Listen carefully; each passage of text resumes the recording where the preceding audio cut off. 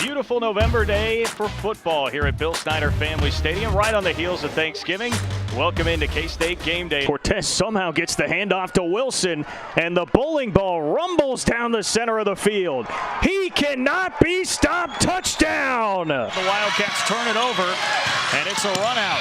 The alley-oop, and there's the exclamation mark on this one for center.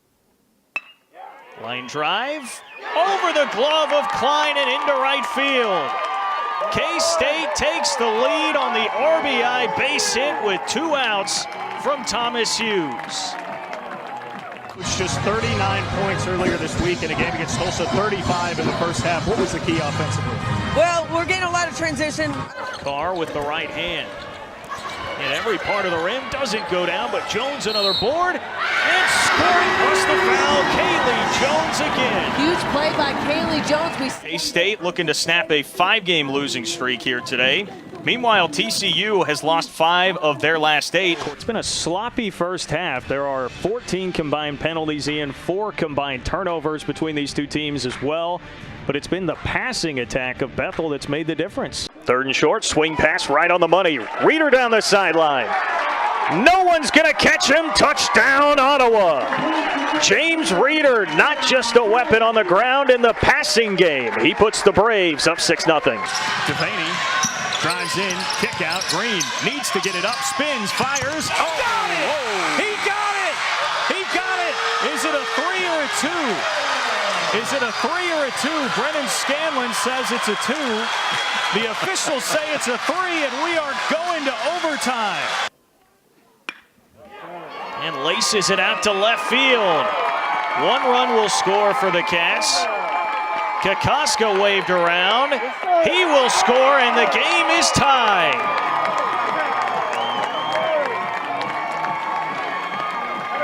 Dylan Phillips gets it done, driving in his 9th and 10th runs of the year.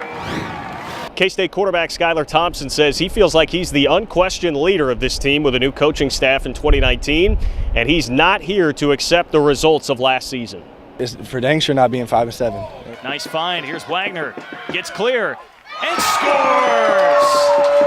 Tatum Wagner in the lower left corner puts K-State in front. 2 unanswered goals by the Wildcats. Great day of football going on to open the 2017 season. The upset of the day taking place in the Big 12 Conference. The Wildcats looking for a little more non-conference momentum coming off of a very impressive win on Friday, 3-1 after scoring just 3 goals all season. They put up 3 in 1 game. It was a lot of offense. Crowd getting into it. Peterson serves. And UMKC wins it. The kill shot delivered by Brooke Jacobs, and UMKC takes the 3rd set, 25-23. Free throw missed by Awala Jack.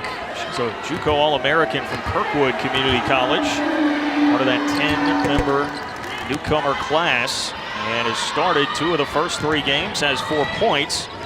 UMKC still within a possession. Williams, playing 2 volleyball games this weekend there, has been quiet in the first quarter.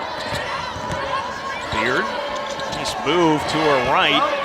The shot is off, and a loose ball foul going for the rebound. It's on the Wildcats. And the emphasis right now to get those isolation looks one-on-one on the low block for these wings and the post players. Beard with a great opportunity, just couldn't get it to go, and then you have the loose ball foul, so you don't want to compound the miss with another mistake. That goes back playing smart, understand the situation. This team's got to continue to work through some of those hiccups. UMKC would be wise to get Erica Mattingly involved. They have not been able to, but what do I know? There's a bucket by a Jack rolling to the hoop. She's been UMKC's best player so far with 6. Well, we've seen her 3-point range, but also the ability to put it on the floor and create. If there's no help side defense, they're going to give great penetration lanes right to the rim. Williams in a high post for the Wildcats, leading by 1. And ring it up for Goff. And patience by Kayla Goff to move without the basketball and make herself available. She knows even when she gives it up from that point position, she's going to get a chance to score and get it back. Only her 2nd 3-pointer of the year so far. It puts K-State up by 4, tied for their large lead. Mattingly works it around the high screen, pulls up. And another air ball. Tough rebound inside for the stick back. V-Hill with 5. And bailed out by the tough shot from Mattingly. Another loose ball rebound goes UMKC's ways, and they're able to score. Those are the possessions K-State has to have. Wildcats have won 5 straight in this series with UMKC. It's the first matchup, though, between Jeff Mittie and J.C. Hoyt, who spent 3 years as an assistant from 2014 to 2017 on the Wildcat staff. And a turnover and a foul.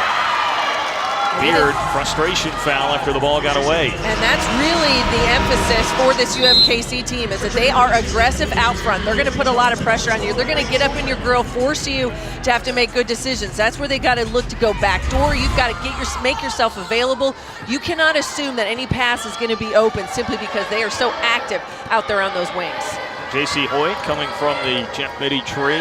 Wildcats do a lot of their damage defensively. You expect that out of UMKC. Well, and they're playing man-to-man, and when you think about the first couple years of Jeff Mittie's time here, it has been that zone defense, but your 2-3 zone is based on man-to-man principles, and so when you get out and pressure people on the perimeter, it makes it difficult to run your offense. Mattingly passes up the shot. At the shot clock buzzer, Ivory misses short. Now Mattingly continues to still be scoreless for this UMKC team, and if you had asked J.C. Hoyt if they could be in this game midway through the second quarter and her not having scored, I think she'd be pretty happy so far. And Mattingly 0 for 6. Still no problem for UMKC, in part because they have forced 7 turnovers. And Soriano in the post will be called for a travel, the 6'5 junior forward, tallest player on the roster. Averaging about 10 points and 8 boards a game last season. Limited minutes here so far, I think because of a lot of those newcomers. Her role has changed, but her size can be a factor here today against K-State inside in that post. It's interesting with Moore, too, who was an all-WAC selection preseason. She has struggled so far statistically. Carr off on the jumper, UMKC. Chance to tie or take the lead. Well, and a lot of that is simply about running the system, a little bit different looks, knowing what they had on their roster last year to what it looks like this year with some different types of players. Putting in some new things, it will be limiting for certain players, but also allows others to develop. Soriano couldn't hold on to it. Carr, coast to coast. Layup good, counted, and the foul. And that's a big-time play right there by the freshman, being aggressive on the break to be able to take it and go right at the defense. So much of it is about the ability to score, finish on contact, and that's exactly what she did. Ajak there late. Her feet were inside that magic circle, so to speak. She's not going to get that charge call, but you got to give her credit for trying to step in.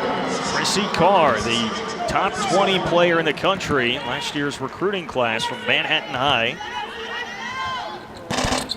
In and out on the free throw after her first basket of the game, but Williams with a great save, and she'll earn the basket because of it. How about the 6'4 junior Peyton Williams? Got to make the heads-up play, and that's exactly what Williams did, and a little bit of spurt right here for K-State puts the momentum back on their side. And a timeout taken by J.C. Hoyt. She's seen enough after the 4-0 run by the Wildcats. K-State with a 6-point lead.